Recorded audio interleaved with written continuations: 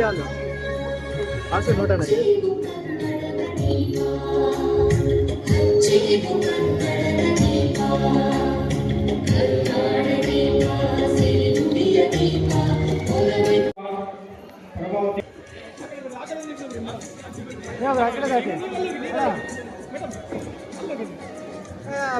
Shri Shivakumar B Channabasavagouda,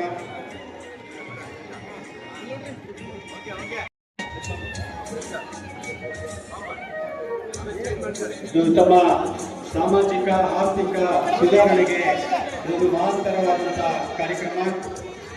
ಈ ಮೂಲಕವಾಗಿ ತಾವು ಜೀವನದಲ್ಲಿ ಬದಲಾವಣೆ ಹೊಂದಬೇಕು ಅನ್ನುವಂತ ಒಂದು ಕಳಕಳಿ. ಒಂದು ಖುಷಿ ಏನ್ ಗೊತ್ತಾ, ಎಂತ ಬೋಂಡ ಅಂಗಡಿ ಅವನು ಮಗನ ಇಂಜಿನಿಯರ್ ಓದಿಸಿ ಅಂದ್ಕೊಂಡ್ರ ನೋಡಿ. ಸ್ವಲ್ಪ ಬೋಂಡ ತರನೇ ಹಾಗೆ ನಮಗೆ ಸ್ವಲ್ಪ ಅಂದ್ರೆ ಏನ್ ಗೊತ್ತಾ, ಫಸ್ಟ್ ಮಾಡ್ಬೇಕಾದ್ರೆ ಟೇಸ್ಟ್ ನೋಡ್ಬೇಕಲ್ಲ, ಅವ್ನು ನೋಡೇ ಮತ್ತೆ ಬೇರೆ ಕೊಡ್ಬೇಕಲ್ಲ, ಹಂಗೆ ಆಗಿದ್ದಾನೆ. ಒಬ್ಬ ಇಂಜಿನಿಯರ್ ಮತ್ತೆ ಹಾ ಬಾಯ್ ಬಾಯ್ ಬಾಯ್ ಅಣ್ಣ ಅಣ್ಣ ಅಣ್ಣ ನೀವು ನಾವು ಬಂದು ಕೂಗ್ಬಿಡ್ತೀರಣ್ಣ, ತಕ್ಷಣ ಔಟ ಬರ್ತೀರ. ಇದು ನಿಜವಾದ ಬದಲಾವಣೆ. ಬದಲಾವಣೆ ನಮ್ಮೊಳಗೆ ಆಗ್ಬೇಕು, ಅದಕ್ಕೆ ನಾವು ಮನಸ್ಸು ಮಾಡ್ಬೇಕಷ್ಟೇ.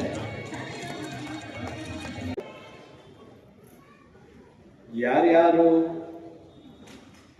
ತಮ್ಮ ಬೀದಿ ಬದಿ ವ್ಯಾಪಾರ ಮಾಡುವಂಥವರಿಗೆ ಹಲವಾರು ಯೋಜನೆಗಳನ್ನು ಕೊಟ್ಟಿದ್ದಾರೆ.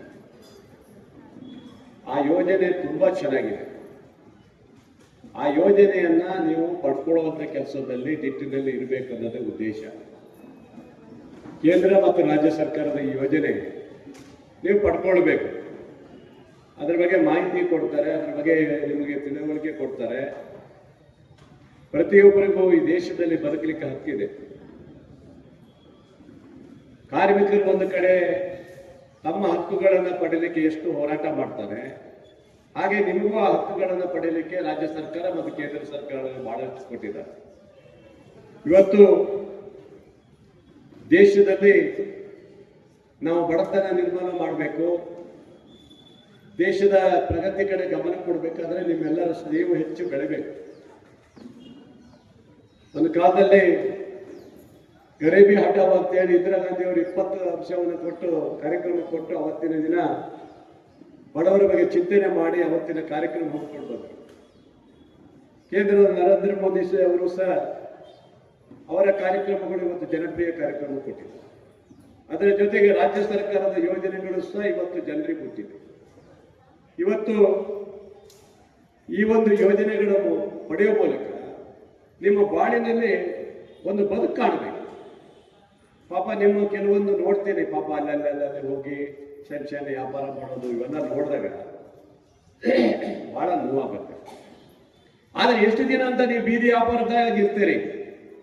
ನೀವು ಯಾವತ್ತು ಬೇರೆ ಒಂದು ವ್ಯಾಪಾರ ದೊಡ್ಡ ವ್ಯಾಪಾರಕ್ಕೆ ಬರ್ಬೇಕಲ್ಲ.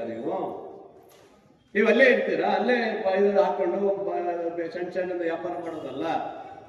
ನೀವು ಮತ್ತೆ ಸ್ವಲ್ಪ ಮೇಲ್ ಬರಬೇಕು.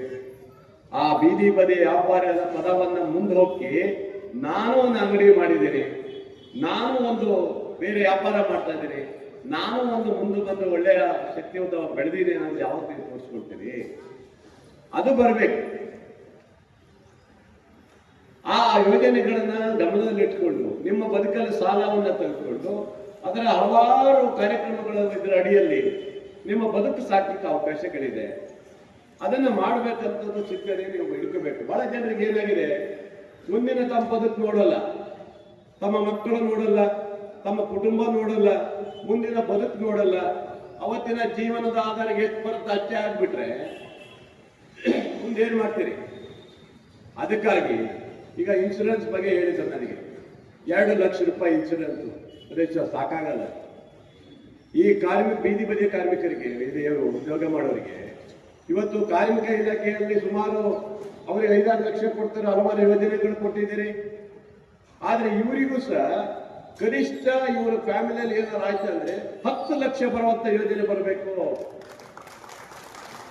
ಯಾಕಂದ್ರೆ ಆ ಯೋಜನೆಯಿಂದ ತನ್ನ ಕುಟುಂಬವನ್ನ ತಾಯಿ ನಿರ್ವಹಣೆ ಮಾಡುವಂತ ಕೆಲಸ, ಮಕ್ಕಳನ್ನ ವಿದ್ಯಾಭ್ಯಾಸ ಮಾಡುವಂತ ಕೆಲಸದಲ್ಲಿ ಅವ್ರು ಬರಬೇಕು ಆಗ್ಬೇಕು.